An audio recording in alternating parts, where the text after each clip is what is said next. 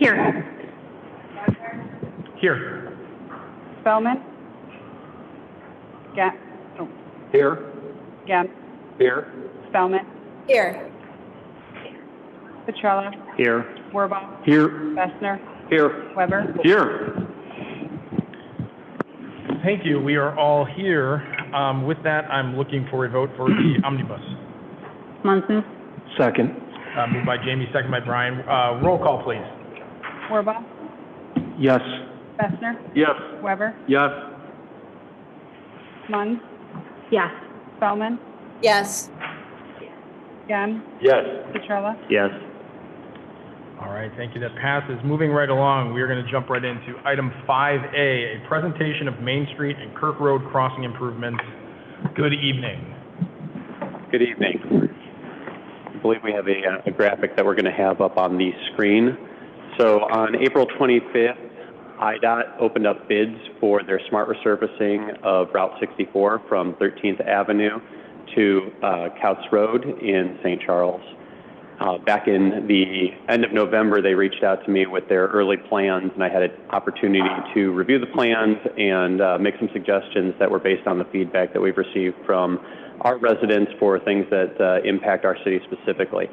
So this project will be including, per their original scope, it will be including milling, resurfacing, new pavement markings. It will have ADA ramp improvements and also accessible pedestrian signals, including vibro-tactile buttons and sound to provide direction.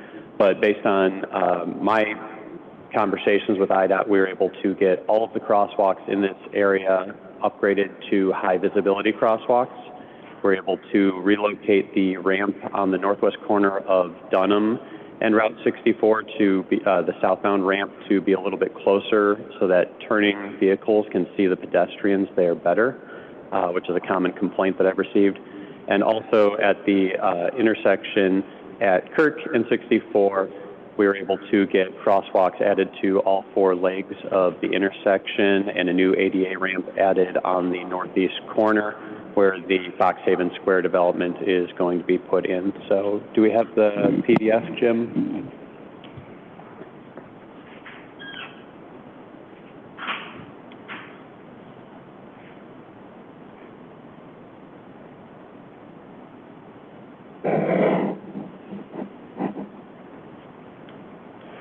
So this is the layout of the traffic control at that corner. You can see on the southeast corner where the gas station is, the ramps have been expanded to allow for a north-south crossing on the east leg of the intersection.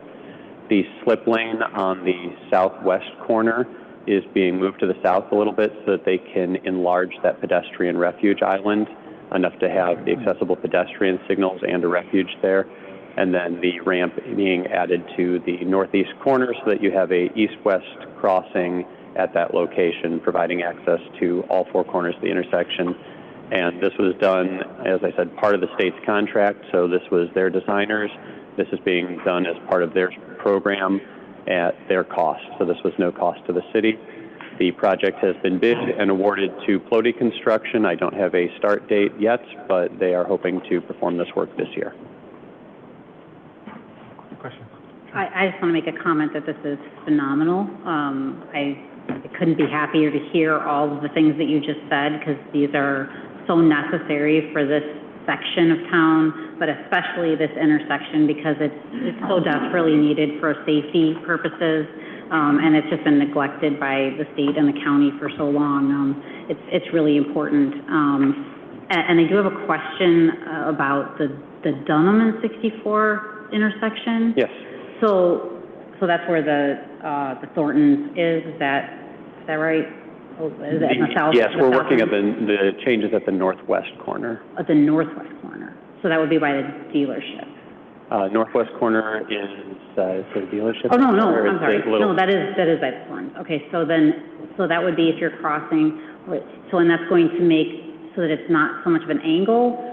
So the ramp is shifting up around the corner slightly. So drivers who are heading southbound on Dunham who are making a turn onto westbound Route 64 can see pedestrians who are at that southbound ramp a little bit better. Previously, the ramps had a significant separation between them, and so drivers wouldn't see the second ramp. They'd see the east-west crossing, but not necessarily the north-south crossing. And so it's being moved to make it more visible. Okay. Will those signals also have the auditory? Yes. Okay. I'm putting those at all of their crossings. Oh, wonderful. All right. Thank you so much.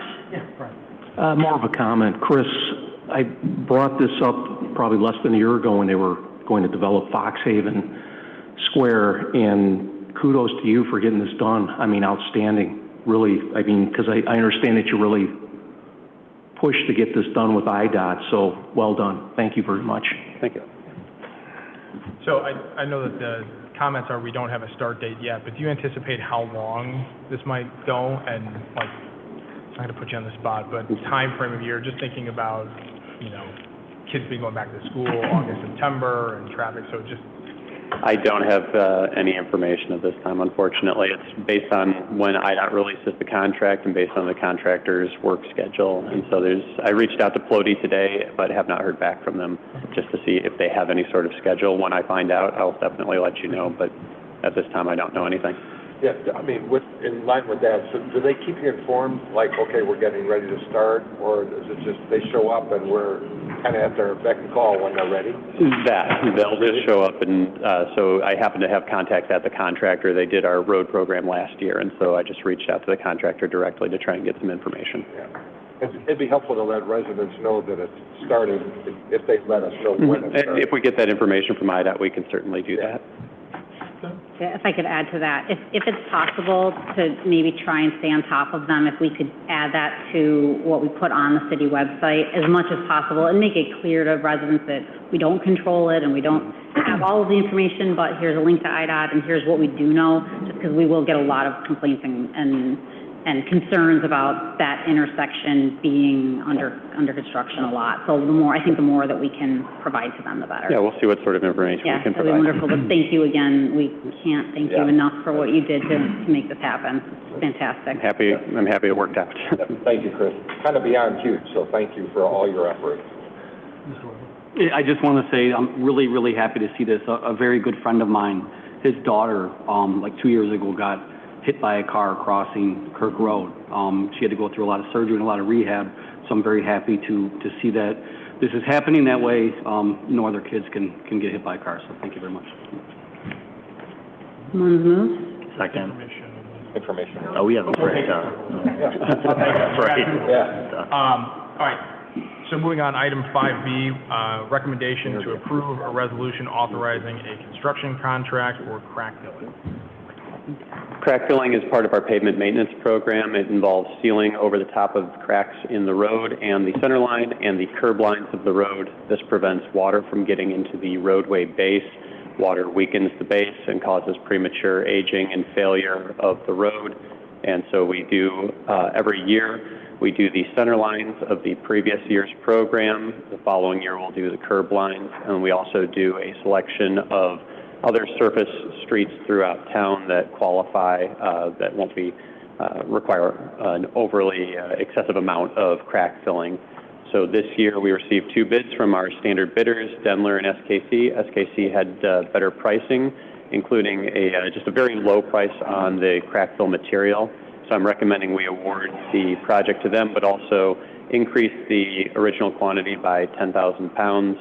In order to get ahead on next year's program. Next year's crack fill program will be very large due to the size of the road program, so I want to take advantage of some of this pricing. And SKC said they could manage to do 10,000 pounds more work for us at those prices. Move for approval. I'll second, fill in the cracks. So we have a motion by Brian, seconded by Steve. Roll call, please. Warbaugh, Yes. Bessner, Yes. Weber, Yes. Munn, Yes. Gem, Yes. Spellman, yes, Petrella, Yes. Thank you. Moving on, item 5C, recommendation to approve a consultant contract for construction engineering for Stern and Stetson Avenue base reclamation. So items 5C and 5D are very related. A lot of the same information applies. We have been base reclaiming the pozzolanic streets over in the industrial portion of town over the past couple of years. That is we have a project where we'll remove the asphalt. We will repair the base using a concrete or a cement powder stabilization. It gets it strengthened and open to businesses quickly. We've done the same thing on production, and we did it on Swenson last year. There will also be a lot of water infrastructure work associated with this, replacing of valves specifically. So the engineering staff, the in-house staff, is very busy running the street program for the year.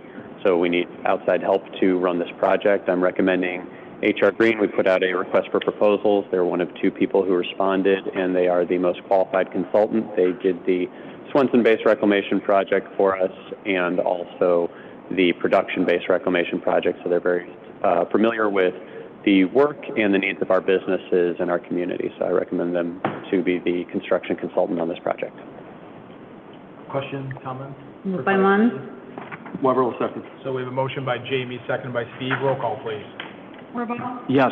Fessner, Yes. Weber, Yes. Munn, Yes. Gem, Yes. Feldman, yes, Petrella, Yes. Thank you, that passes. Let me just read 5D then in. Recommendation to approve a resolution authorizing a construction contract for the Stern and Stetson Avenue Base Reclamation Project.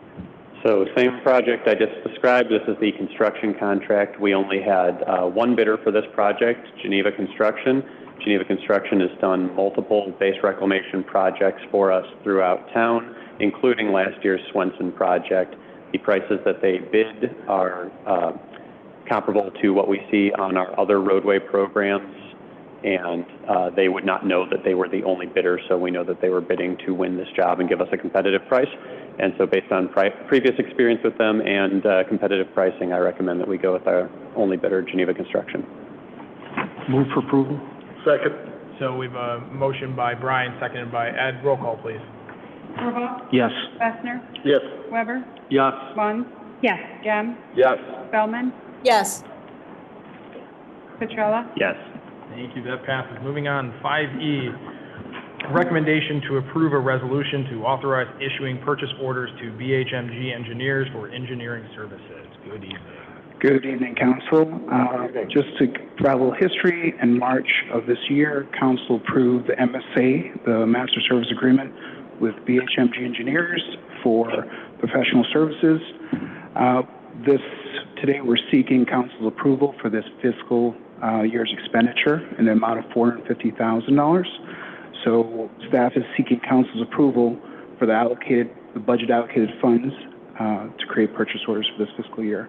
These projects, if you'd like a little more detail, include some engineering analysis for arc flash, evaluation of containment areas and transformer walls. In addition to that, we also have general engineering that they will provide. Questions, comments? Move for approval. So we have a motion by Bob, Second. seconded by David. Roll call, please. Wirball, Yes. Fessner, Yes. Weber, Yes. Munn, Yes. Gem, Yes. Feldman, yes, Petrella, Yes.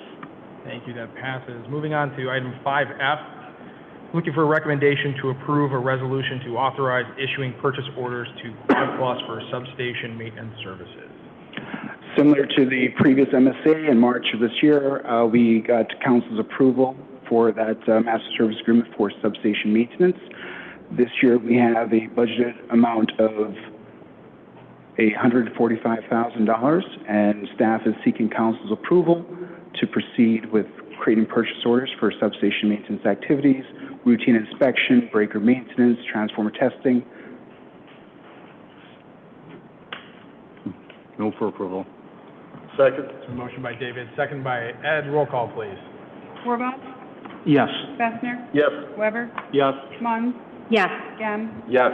Feldman, yes, Petrella, Yes. Thank you, that passes. 5G, a recommendation to approve a resolution to authorize issuing a purchase order to Schweitzer Engineering Laboratories for SEL relays. This is our third year, 3 of 6, for capital expenditure for the improvement of substation relays. Schweitzer Engineering, aka SEL, is the really that we're using or migrating to. Staff is seeking the allocated funds or the budgeted funds for $125,000 for this fiscal year to create purchase orders and make that equipment purchase. This year, we're continuing relay replacements at Duquesne substation and also at the Prairie Street substation. Move for approval. Weber will second. It's been motion by Brian, second by Steve. Roll call, please. Wirball, Yes. Gessner, Yes. Weber, Yes. Munn, Yes. Gem, Yes. Feldman, Yes.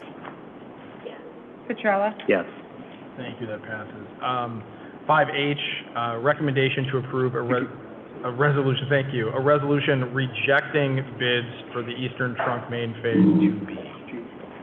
Evening. Good evening. Good evening. How's everyone doing tonight?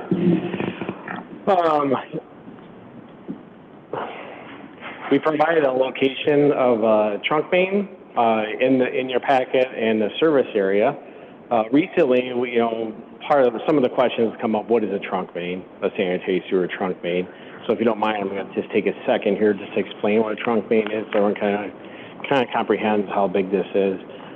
Usually, a trunk main is a large diameter, probably your biggest size pipe. It acts like almost like a tree trunk, where you have your main trunk line going out, feeding a large service area, and you have all these branches that are connected to this trunk main. So for a sanitary sewer, you have all these small pipes and pipes on top of pipes that all come to this main trunk main that drains to the main plant in this case on the east side. I'd like to just kind of reference the executive summary and some of the highlights. This current year, we are going to bid and build Phase 2B. As a reminder, we split this project up into two phases. We're going to build 2B this year and 2A next fiscal year. The reason why we're building this trunk main and replacing the trunk main, it's full. The trunk main is full. It can't take, the capacity is real questionable moving forward. On April 11th, we received 3 bids. Public Works and Design Engineer worked with the parent low bidder and reduced the bids to $11.5 million. Our budget was only $7 million. Our team worked with administration and finance, and at that time we determined the city has a shortage of funds and is not able to proceed with this project. Again, I'll just kind of go back and just remind everybody that the trunk main is full, and we've highlighted some of the concerns not moving forward with this project in our executive summary. Is there any questions?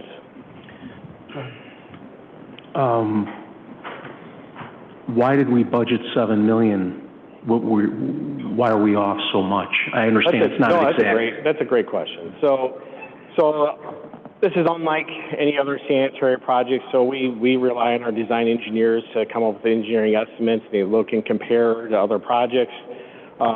This is not a normal project. There's one other project this year in this entire northern Illinois area that we know that's this size and this capacity that's currently out to bid. So when our engineer is referencing unit pricing and putting together proposals, they add a little bit extra to it based on what's out there. We talked to contractors at the time to get some unit pricing from them too, and that's what we came up with $7 million. Now after the bids and during the bid process, we talked to all 3 contractors that put in proposals. You'll notice there's a wide variety of proposals. It's in the attachments. It really comes down to risk. This job is a tough job. The sanitary sewer is 30 feet deep. We are crossing 2 major roadways and 2 railroads. So this constructability for them is all about risk. So that's what we're really seeing is really the greatest increase is to cover their risk on a job. They have to raise their prices a little bit so that way they can know that they can survive as a firm. Did the design engineer, is that in-house or do we have a consultant? No, that's consultant, yeah. Did they not assess the risk did they just miss it, or is this something? That's based off the current climate, so even talking to contractors, it's hard to assess, how much work does your firm have at this time? Mm-hmm. How much risk are you willing to take to get a project done, and that's why you're seeing such a wide swing between the three bidders, right? So it's workload if they have a lot of, okay. It's workload and how much risk they're willing to take for the profit at the end of the day. Okay. So what's the next step? Oh, here we go. That's right. So I do want to emphasize this is a critical project, and I've had a couple council members reach out about how do we go from here, because we know that this is going to impact potential development on the east side. So part of the original intent of this was to do an interfund loan transfer from our electric fund. That's when we thought the project was going to be that $6.5 million. I will say at that point I had gotten feedback from some council members who were not comfortable doing that either, because essentially what we were doing is borrowing from one fund that we had to pay back in order to finance a project. That's not a sustainable solution, only because we are still going to have to make some sort of adjustment to our rates to do that. It was really a stopgap to try to get us to that point. Now that the cost of this is double what we expected, it's time for us to say we have to take a comprehensive look at this and figure out a permanent solution to this. So I know Public Works was trying to be really creative and saying, can we pull out certain pieces of this? Can we get some of these things going?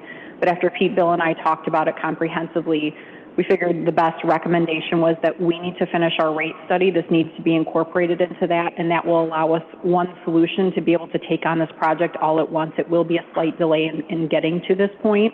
We're hopeful that's only a year, because our rate study potentially would be done by fall into late year, so we could start making the recommendations on the rates. That would take this into account, and that would also allow us to potentially either bond this out or do some sort of solution that we can actually finalize this project all at once, rather than doing it in these smaller phases that we had originally intended to do. So you mentioned bonded out. So do you have to have a completed rate study in order to do something like that? So some of the thing that we're going to be under is making sure we have the appropriate debt coverage ratio before we do bond out. Obviously, we've got some significant amount of bonds already out.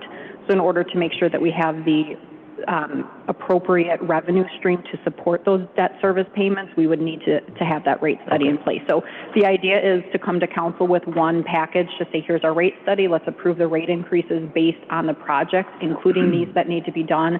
And we'll also get a little bit more economy of scale by doing this all at once versus breaking this into phases. Okay, thank you. Go ahead, Stephen. Since we had $7 million budgeted for it, could we, instead of waiting, if it's that imperative and that, important to do, can we take the $7 million and then you take the additional $4 million to cover the difference out of reserve funds and still do the rate study and then? So that's some of what we talked about. It was, can we reduce this project in scope enough? We were still going to have to pull it over from an interfund loan, which wasn't ultimately going to be as beneficial as it would be to finalize this rate study and potentially do this project all at once. So it was going to be pulled back in scale. So it was just a strategic decision that we talked about, that this made more sense to do it in this manner. Because what are the fees to bond stuff out? Bill, do you want to comment on that? So maybe while Bill's getting the microphone on, I can say that this is going to be a large enough scale project that is going to be the option we have. We're not going to have enough cash on hand to be able to do this project with the resources we have, either through our interfund loan potential or our reserves. So there is going to be some component of this project at some point that goes that route. But if we can do it all at once, that will be hopeful that we can get some cost savings on doing it as one project. Yeah, and to answer your question, Alderperson Weber, obviously there's, bond issuance costs, there's some interest costs associated with it, but as we had this conversation, this type of project where you're looking at potentially the entire scope of a certain phase 2 is really a good candidate for a bonding type issuance. That's kind of what, the bonding ability is for, is to advance a really massive, significant project like that in a cost-effective manner. Thank you. Yeah, no, I appreciate Steve's question. I was going to ask something similar.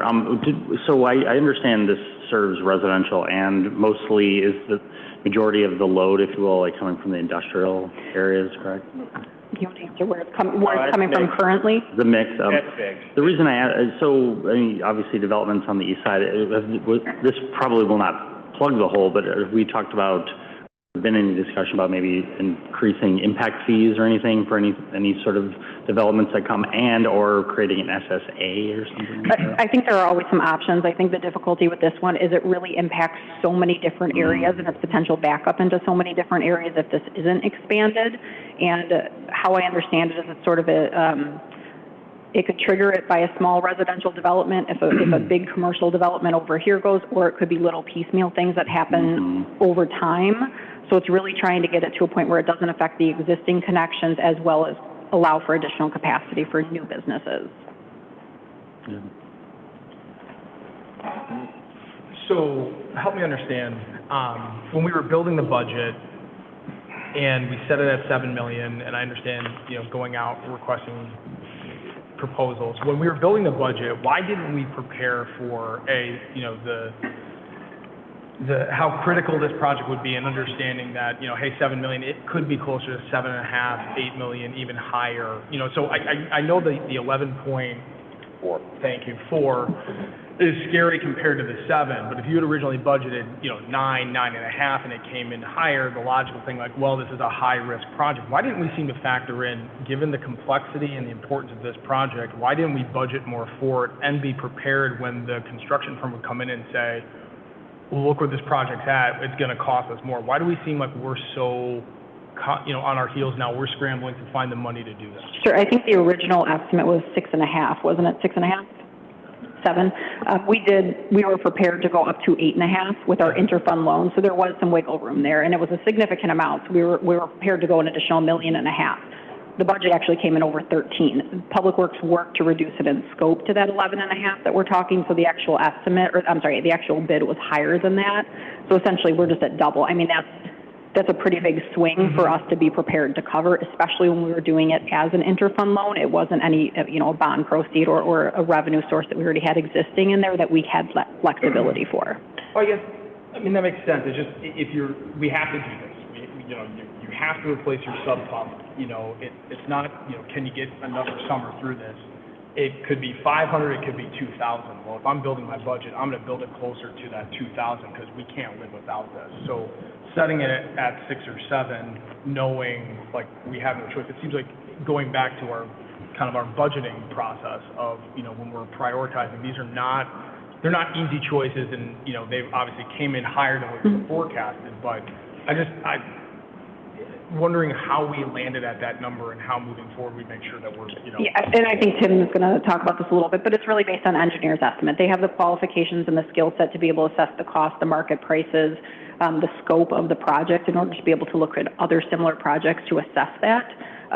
So that is really the reliance on those consultants, and usually they're fairly accurate. I mean, there's a percentage swing there, but I don't know if you want to add. Yeah, and it goes back to like I discussed, when we talk to the contractors, it's a high-risk project, and it's hard for engineers to, look at it and evaluate how much risk is it worth to that individual firm, right? Is it worth $1 million? Is it worth $2 million? And that's why we had such a large swing in the bid proposals. So.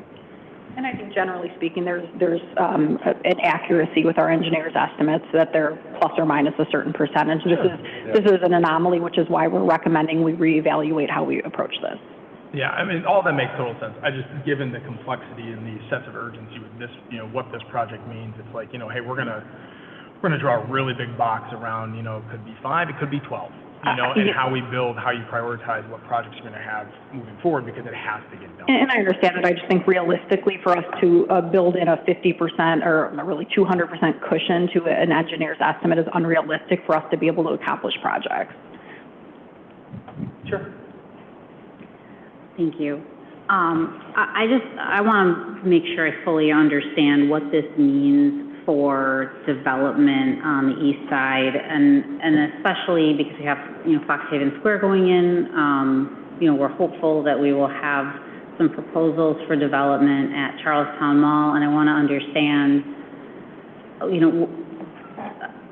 how are we going to navigate that over the next 2 years, knowing that there could potentially be delays in when they could have groundbreakings on things like that. And I want to be realistic on what we can do and how we get those done. Absolutely, and I think that Tim noted that in the executive summary, that it is a little bit of a risk that some big development is going to come online and we're not going to be able to issue a permit and have the capacity for it. But that's also why we want to move expeditiously on this rate study to make sure that we have the answer to that and can then implement that and incorporate that so we can start moving on this without a significant delay to the overall project scope and timeline. Can those things be done, I guess, together? Can they be done at the same, so let's say that there is a project that's proposed at the Charlestown Mall site, is that something that can be done complementary because they are kind of in the same area? Can they be, it's not occupied, it's not utilizing that same area, but can they be done around the same time? With each development project, we'll have to evaluate it and evaluate the impact to the project. And we'll work with, Heather, administrative team, community development, when those proposals come in, and we'll have to make a decision at that time. So it's not a no? It's not a no, but you cannot take on a large development like the Springs or anything like that. Right. But that actually will trigger. For occupancy purposes. You can't even sign the permits. Okay. Just to be straight up front. So. Okay. Can I ask a question? Sure. Sorry, this is Vicki. It sounds like we're counting on the rate study to potentially allow us to, do I understand it correctly, to potentially increase rates to be able to pay the difference? Is that right?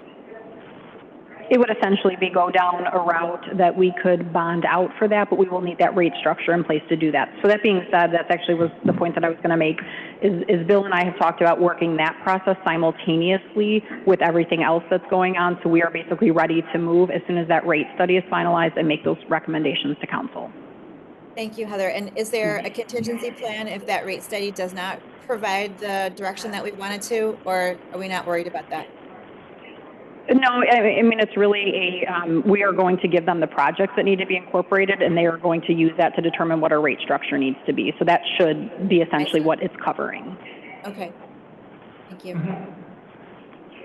When would those, assuming there is a rate increase, what would the timing be of those increases? We typically put those into effect at the beginning of the fiscal year. So what we would recommend is once that rate study comes back, and that'll be about budget time that we have that discussion, that we would recommend approval and adoption of that rate study and incorporating those every year on the beginning of the fiscal year for May 1. Thank you. And Alderperson Moniz, I can add to that too. There's flexibility in working with the consultants once we start having conversations in terms of how we structure whatever the rate design is ultimately and what that structure is looking forward and how that's implemented. So there's flexibility in terms of how this ultimately gets, discussed and drafted and presented. So, once we get down the process and working with the consultant, we'll be able to have some more conversations simultaneously while we're also doing some background work, preparing for potential bond issuance to fund a project. Thank you so much. I'd like to make a motion to reject the bid. Second. So motion by Steve, seconded by Brian. Roll call, please. Wirball? Yes. Bessner? Yes. Weber? Yes. Munn? Yes. Gem? Yes. Feldman? Yes. Petrella? Yes. Moving on to 5I, a recommendation to approve a notice of intent resolution for the well number 8 water treatment plant rehabilitation. So this is the third project of the couple other phases I've talked about over the last couple months. This is again, related to capacity, but on the drinking water side.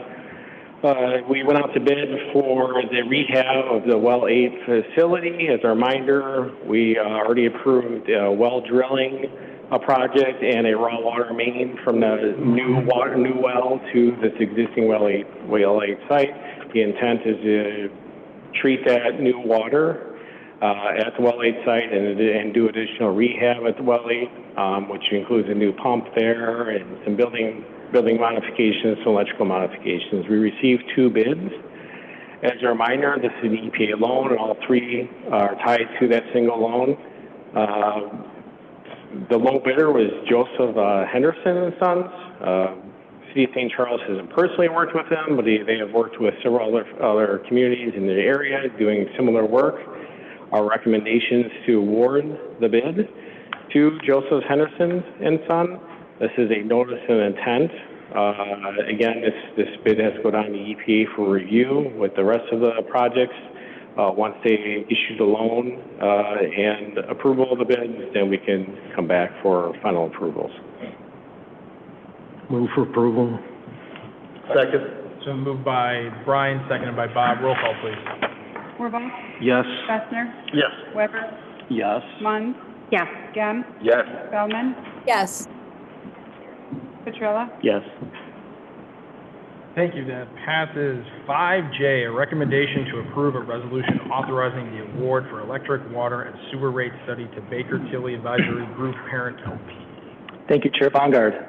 As you indicated, this is a resolution to recommending award of the utility rate study to Baker Tilly Advisory Group. Just for a little context, the city last conducted a rate study back in 2017-18 and was essentially wrapped up in 2019. That rate study recommended adjustments to all three utilities based on the operational and capital needs that were articulated in those plans at the time.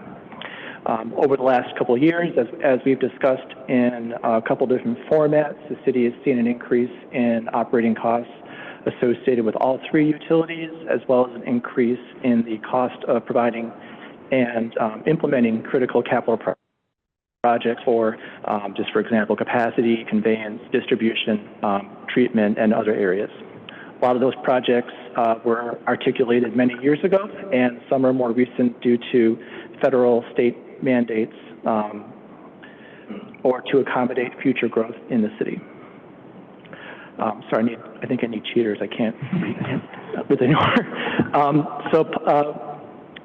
Public Works recently, one thing I wanted to add, recently completed an update to all three of the utility master plans for electric, water, and sewer. Those master plans outline kind of the long-term scope over the next 5 to 10 years for what improvements need to be done to those utilities.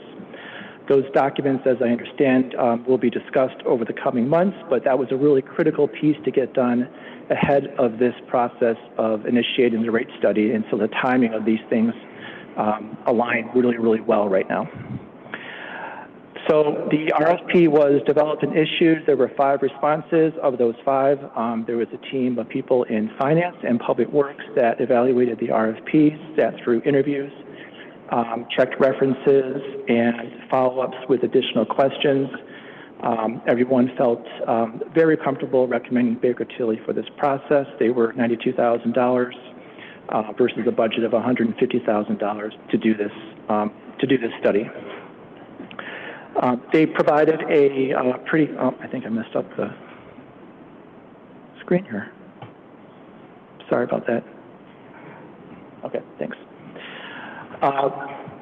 Everybody was very pleased with Baker Tilly's approach to the project. It was very comprehensive and thorough in terms of their financial assessment, providing recommendations for an equitable rate structure that is fair and comprehensive. And we felt really comfortable that their overall financial approach made a lot of sense. They are also very supportive and encouraging of communication during this rate study process. So if there's questions and updates that could be provided to staff and council just to see how it's going, they were very open to doing that. And that's one other thing that staff really liked about their approach. Based on the timeline that was previously discussed earlier, we are hoping that the draft report will be ready by November. And from there, we would have discussions about their recommendations going forward. Finally, one of the things that they do, and a lot of these companies will do this as well, but they will give us an Excel model of the study so that if circumstances change, which they always tend to do after do something like this, we can update it, drop in the new numbers, and make adjustments if we need to going forward. So with that, happy to take any questions, and staff recommends approval. Thank you so much, Bill. Yeah. So I'm curious, from the 2017-2018 study, were the recommendations for rate adjustments, were those adjustment recommendations adopted, or were they modified by council? The recommendations, as I understand it, were not fully adopted. They were brought to council on an annual basis. I know that there was a couple situations where there was a moderate rate adjustment recommended on the electric side that staff elected to not look into further or recommend because we knew that the adjustments on the water and sewer side were more important. Okay. Okay. I'm mostly questioning with the water side. If you were able to tell me what the recommendation was and kind of where it landed. I believe at one point there was a 10% or a 12% recommendation on the water side, and that a lower percentage was implemented or recommended. Okay. Thank you. Bill, thanks for your presentation. I have some questions. In the consultant's guide, it says there's going to be a kickoff meeting. Project manager is going to be involved and other stakeholders. Is the council going to be involved, kind of like with the parking study where we sit down and give our feedback?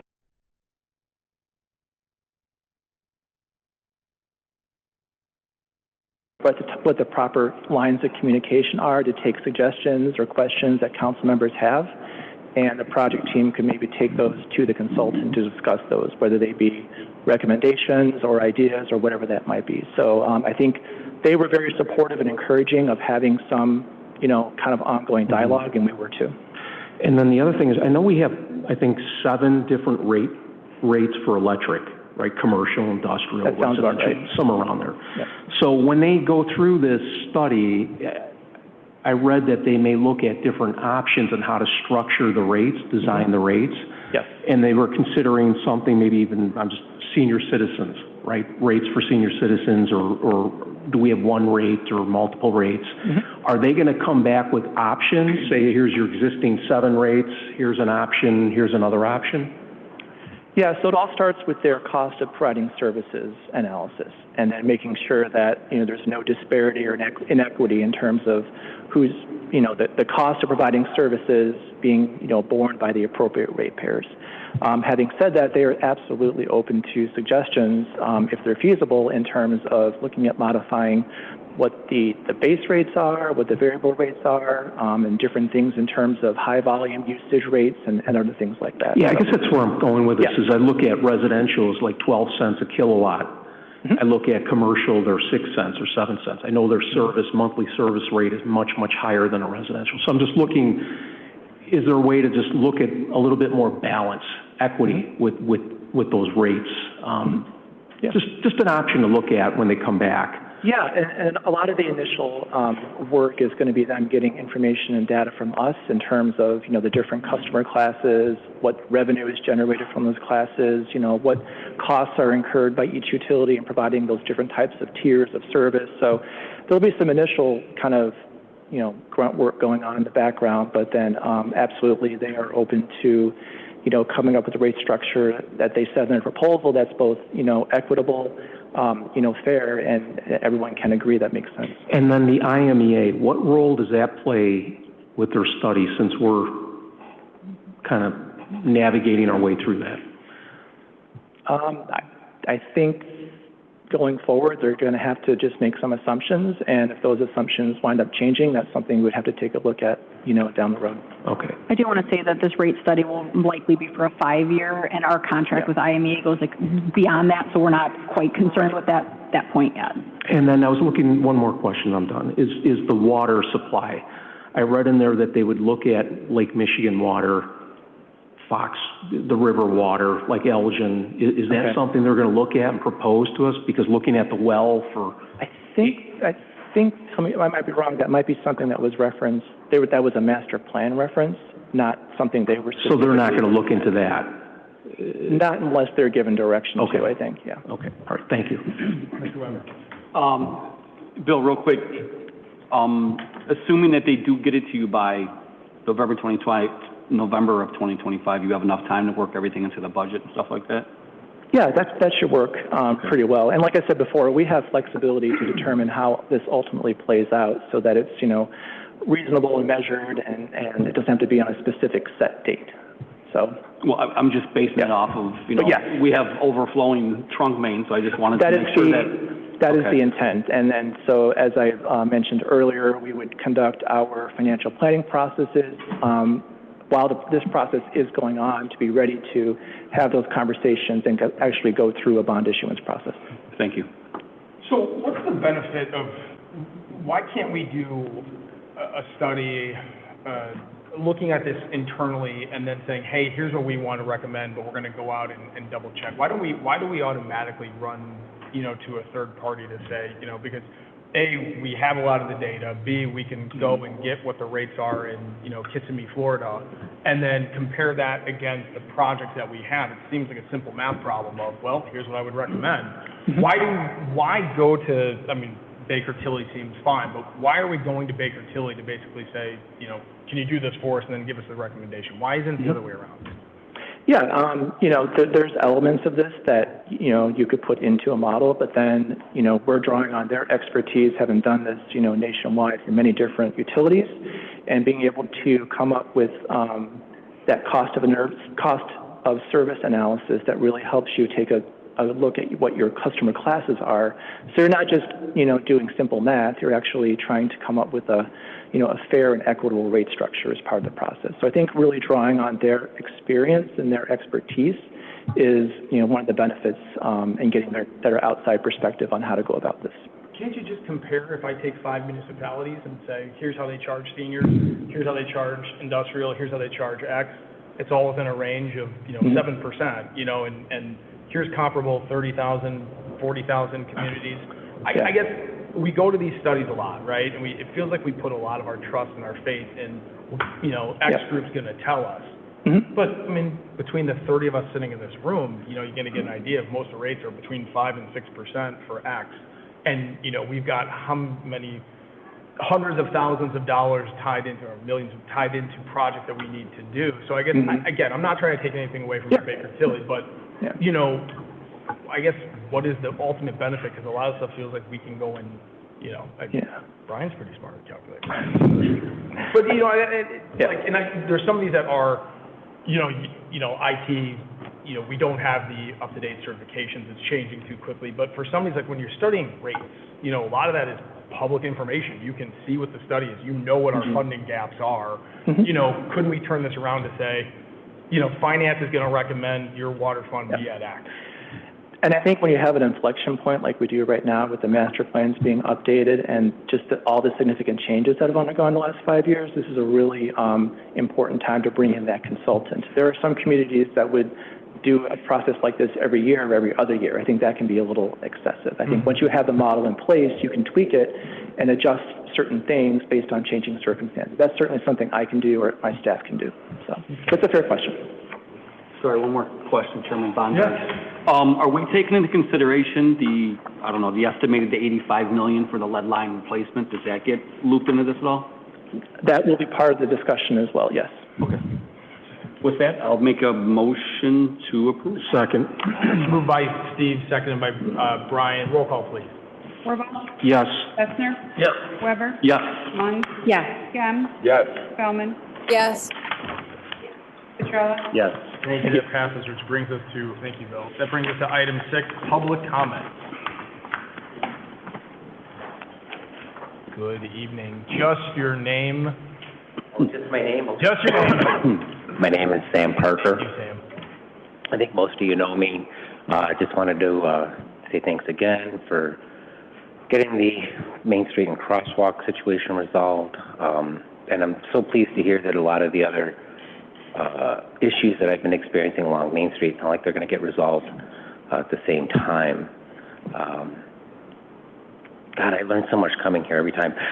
I was hoping to say that, you know, now that we had earmarked money for these crosswalks we're not going to spend, that we might be able to use that money for the sidewalks that we omitted with the Foxhaven Square, but certainly it sounds like we'd have bigger issues than sidewalks. So, but thank you, everybody, and hopefully in the future we can be ahead of the curve, because Chris, thank you. It sounds like you're the guy who made all the planets align to get this to happen. So, but it didn't seem like it's impossible. So hopefully in the future, projects like this can be done at the same time, and we can not have people get hit by cars. So thank you, everybody. Thank you. Thank you. Anyone else? Any comments from committee? Yes, Mr. Whitman. I have a question for staff. When is Whole Foods going to open? We are officially able to announce June 25th. June 25th. Okay, thank you.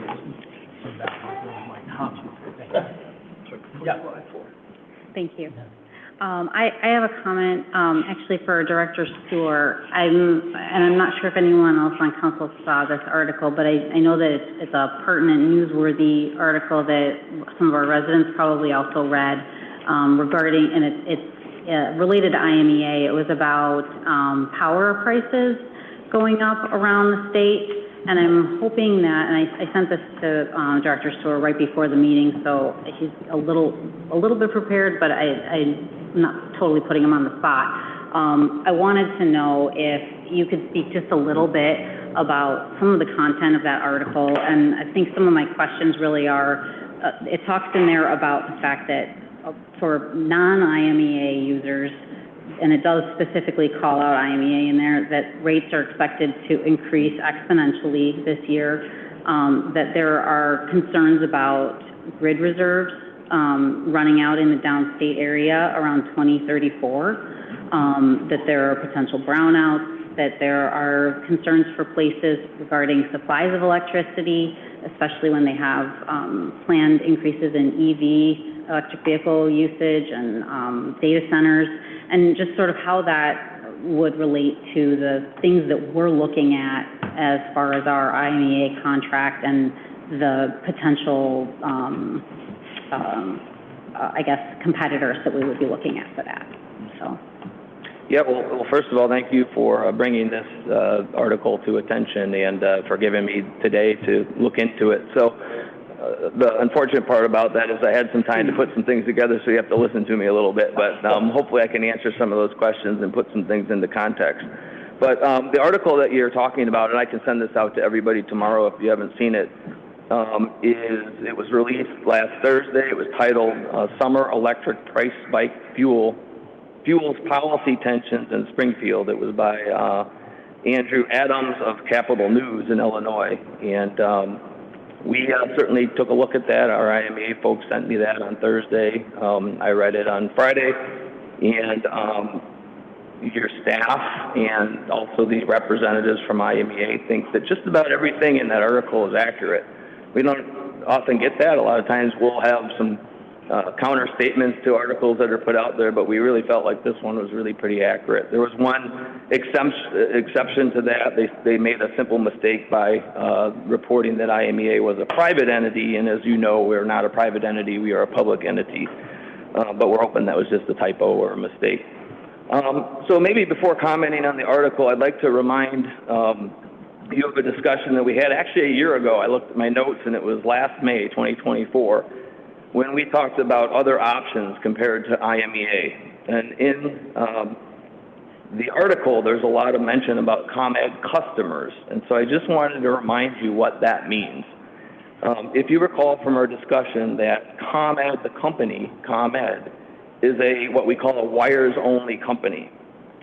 They do not have any power generation or sources. So in several ways, they're very similar to the St. Charles electric utility, who is responsible for the distribution of power to our customers, maintenance of all the electric infrastructure, response to power outages, and all the customer service that goes along with that. So what this article is really referring to is ComEd customers, not the company ComEd. And why that's important, as you know, St. Charles customers get their power resources through a joint action agency called IMEA. ComEd customers get their power resources through the Illinois Power Agency, or IPA. So taking that a step further, the Illinois Power Agency buys all of its needed capacity from the PJM market, which is the regional transportation operator in this area.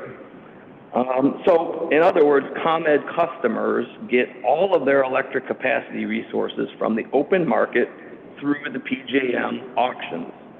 Unlike IMEA, these are short-term agreements, usually 3 years or less, which is more volatile.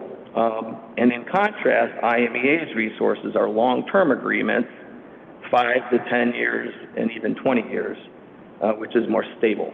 And that's really the point of a lot of the conversation in this article. So just to give you a little background on the PJM baseload auctions is what they call them. They happen about every 6 months. However, there's also incremental auctions that happen in between those. So there can be several of these auctions in a single year. For example, there are 2 auctions remaining in 2025. One will be in July, which will cover the year 2026 into 2027. So these are auctions in advance of when they actually go into place. And there's one in December, which will cover 2027 into 2028. So actually, by December of this year, ComEd customers will know their capacity prices through May of 2028. So you see that. So while this is maybe new to some folks when they read this article for the first time, this is information that the folks at IMEA have been giving us for years because we can see these auctions coming and see these trends coming. This is when it really hits. And so I've got a little bit of the results of the auction that was just called several months ago, and that is going into effect in a few days on June 1st. It's not a very good story for ComEd customers. So for example, in a few days from now on June 1st, higher auction prices from the last auction will be felt across the RTO or across PJM, and also in MISO, which is the southern RTO. More specifically for our area, the 2025-2026 clearing prices in the last auction was $296.92. Let me say that again, $269.92 a megawatt day, which is, this is number just still blows my mind. That's 833% higher than the year before, which cleared at $28.92 a megawatt day. So what that means and how that translates to ComEd customers is that they will see their rates increase for about 10% or more on June 1st. This averages out to be about $10.60 a month for the average customer, just to give you some perspective on that. There are a lot of other factors there that I'm not smart enough tonight to tell you, because obviously that doesn't increase 833%. There's still subsidies that are out there and things like that I might have to bring IMEA up to answer those questions for you, but it's actually quite amazing that rates will only go up 15%. But they might continue to go up 15% as these auctions keep coming out. So as market supplies continue to decrease, mainly due to retirement outpacing new resources, and demand grows for all the things that you just said, Alderperson Munns, costs are expected to stay elevated for the foreseeable future in these open markets. So that's bad news for ComEd customers. However, there is some good news for St. Charles. There's no doubt that the cost of power in Illinois and the entire PJM region and the MISO region are going up for those that don't have long-term resources to stabilize the volatility of being on the open wholesale electric market. But the IMEA portfolio of power supply resources are largely owned and controlled by our agency for the benefits of its members, including St. Charles. The impacts of the recent and future MISO and PJM auctions will be minimal at IMEA, to my IMEA members, including St. Charles, especially when compared to other customers in our area. So I'll just make a quote that I noted from the article itself, and it says simply this: well, millions of Illinoisians, whatever that word is, I don't use it, obviously, get their power from ComEd and Ameren. Some get their electricity through other means, including alternate retail suppliers, municipal utilities, and electric cooperatives. Many of these energy suppliers are not affected directly by the capacity auctions. Municipal customers in towns like Naperville, St. Charles, and Rantoul are largely insulated from the spike. There's just a couple other things that you had mentioned that I'd like to just read from the article that I think says a lot about the time that we're at right now in this market. This is quotes. ComEd price increases were for two reasons. Increased demand from data centers and large manufacturing, as well as procedural issues slowing down new renewable projects.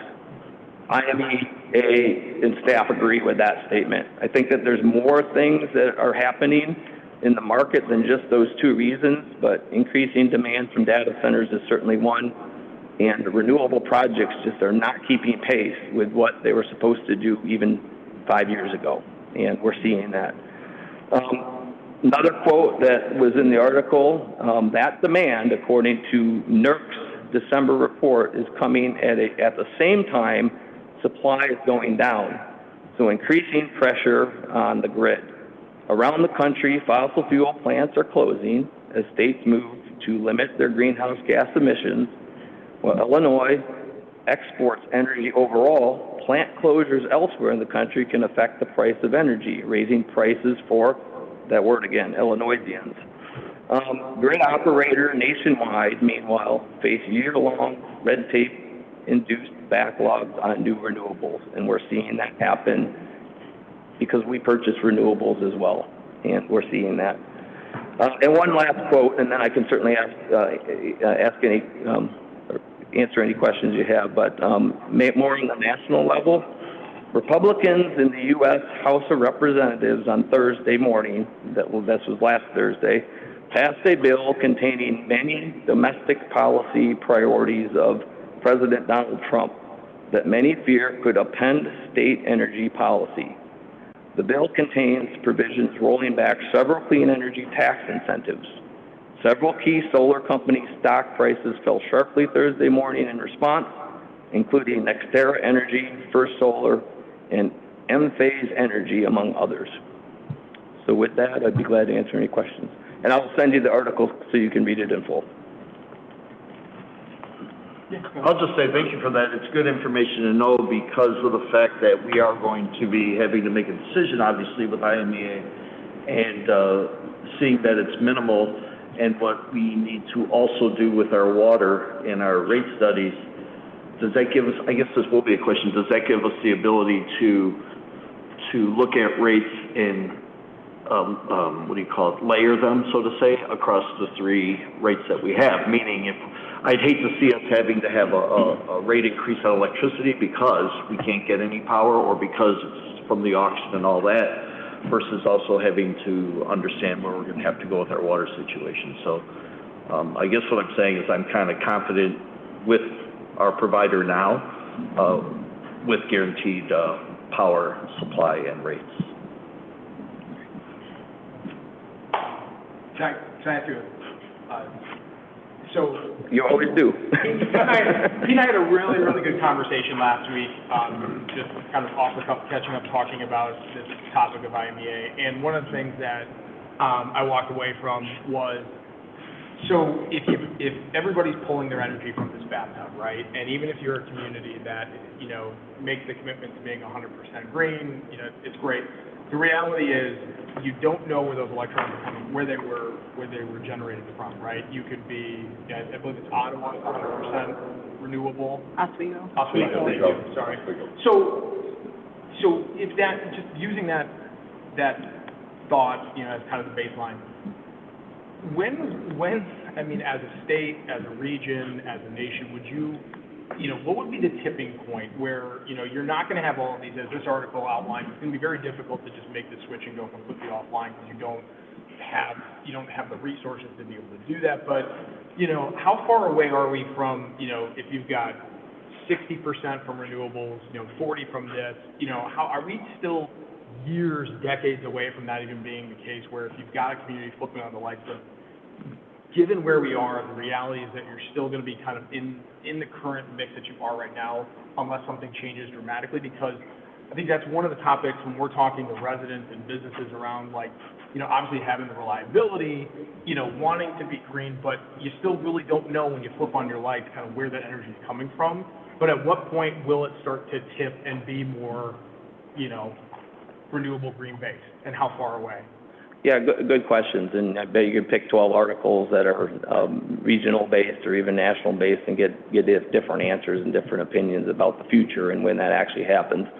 When you start talking about electrons, Giovanni in the back will tell you everything about it. I'm not going to pretend, but you're exactly right. The physical electrons that come to St. Charles is from, in essence, a bathtub of power that's being generated all over not only the state of Illinois, but the region. And so the physical electrons that come into St. Charles, even if we were to say we were 100% green energy, we would buy certificates to say that.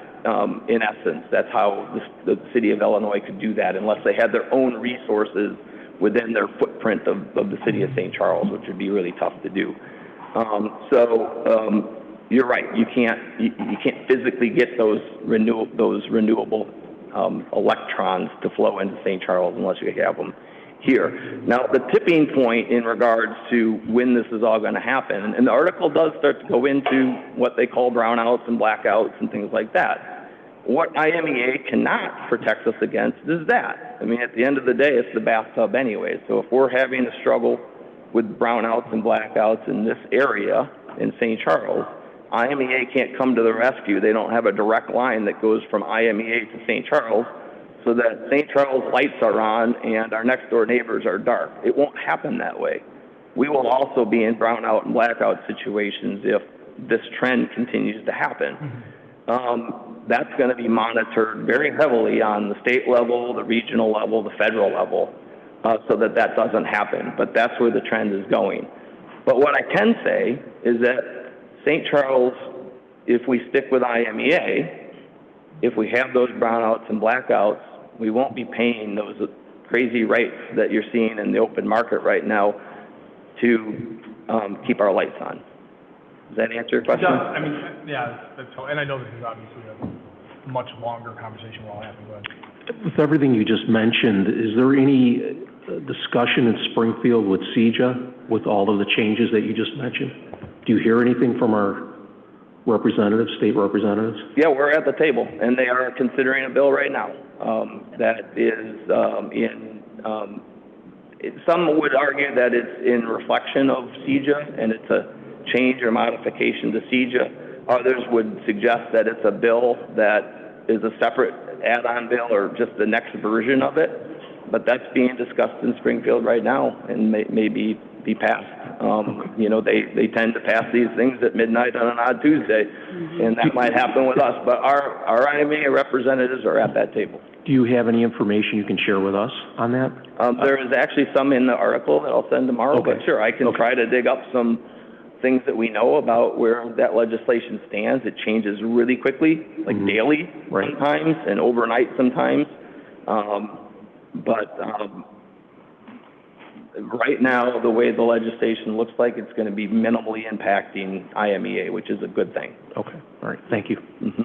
Yeah, and if I can just add on to that, I mean, I know that there's only a few days left in the current legislative session down there, but there are 3 bills that touch on CEJA that are looking to amend that or make changes to it that could elongate that time frame or, you know, potentially impact the ability to burn coal for longer. So I think that that's something that we need to be kept aware of and has to be on our radar as we evaluate these things, so. Thank you. Thank you, Peter. Yep, no problem, thank you. Move for approval. Weber will second. By Brian, seconded by Steve. All those in favor say aye. Aye. Any opposed? This meeting is adjourned.